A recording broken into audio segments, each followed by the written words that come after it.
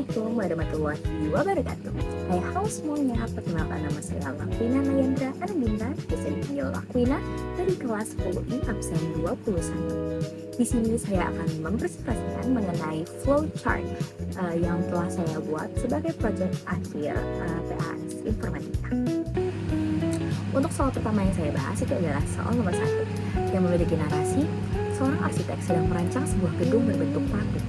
Dan untuk memperkirakan pembentukan material, dia ingin membuat program sederhana yang dapat menghitung volume tabung berdasarkan ukuran jari-jari dan juga tinggi tabung. Nah, program tersebut itu harus meminta input nilai jari-jari atau R, tinggi tabung T, kemudian memproses perhitungan dengan rumus P kali R kali R kali T. Kemudian, program akan menampilkan hasil volume tabung dan terdapat kondisi berupa konfirmasi pengguna jika ingin menyelesaikan program atau tidak. Jika iya, maka program akan berhenti dan selesai. Dan jika tidak, maka program akan kembali ke langkah input jari-jari dan juga tinggi tabung. Nah, untuk flowchart yang saya buat di sini, yang pertama adalah mulai. Kemudian yang kedua, input jari-jari dan tinggi tabung itu memakai jejer ginjal karena itu merupakan input. Kemudian menghitung volume tabung dengan P kali N kali R kali T. Di sini menggunakan persegi panjang karena ini merupakan sebuah proses perhitungan. Yang selanjutnya adalah muncul hasil volume tabung itu sebagai output karena itu merupakan hasil volume tabung. Kemudian selanjutnya adalah decision, selesaikan program atau tidak. Jika tidak menyelesaikan, maka akan mengulang ke input jari-jari dan juga tinggi tabung.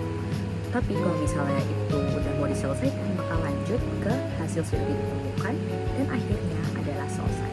Untuk hasil yang sudah ditemukan itu masuknya ke output juga karena hasilnya sudah ditemukan. Kemudian untuk selesai itu sudah selesai terminator. Baiklah, selanjutnya adalah soal nomor 5.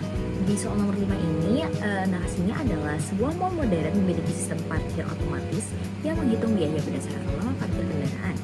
Aturan yang berlaku adalah biaya parkir 5.000 untuk 2 jam pertama, kemudian 2.000 untuk setiap jam berikutnya. Nah, jika biaya parkir melebihi 20.000, maka pelanggan akan mendapatkan diskon sebesar 10% dari total biaya. Nah, sistem ini tuh dapat menghitung berapa total biaya parkir yang harus dibayar oleh pelanggan berdasarkan lama parkir kendaraannya. Jadi yang pertama itu adalah terminator atau start yang menggunakan lingkaran oval, kemudian ada input lama parkir itu menggunakan jejer genjang karena merupakan input, kemudian menggunakan decision jika lama parkir lebih dari atau sama dengan 2 jam, maka kalau misalnya true berarti biayanya itu menjadi 5.000 dan itu sebagai proses terus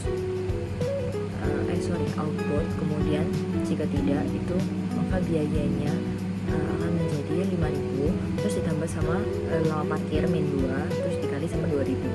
Nah, terus dari 2 itu kalau misalnya biayanya tuh lebih dari 20.000, maka kalau misalnya iya itu true itu diskon sama dengan biayanya dikali 10%. Cuman kalau misalnya tidak itu langsung ke total biayanya. Kemudian untuk yang terakhir itu output total biaya parkir jejer juga, dan yang terakhir adalah N terminator.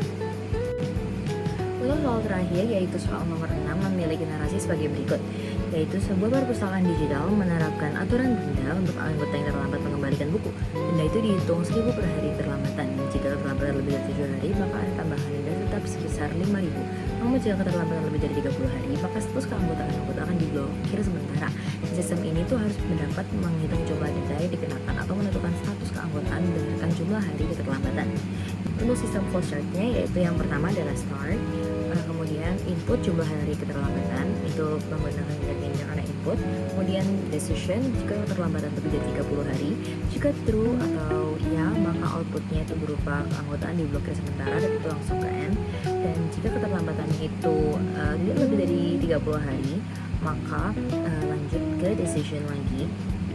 Decisionnya itu jika keterlambatannya lebih dari 7 hari. Jika itu true atau ya, maka dendanya tuh bakalan menjadi keterlambatan dikali 1.000 terus ditambah sama 5.000. Kalau misalnya tidak atau false, maka denda itu akan menjadi keterlambatan dikali 1.000. Kemudian dua-duanya itu mengarah ke output jumlah denda, kemudian N. Sekian soal ke-6.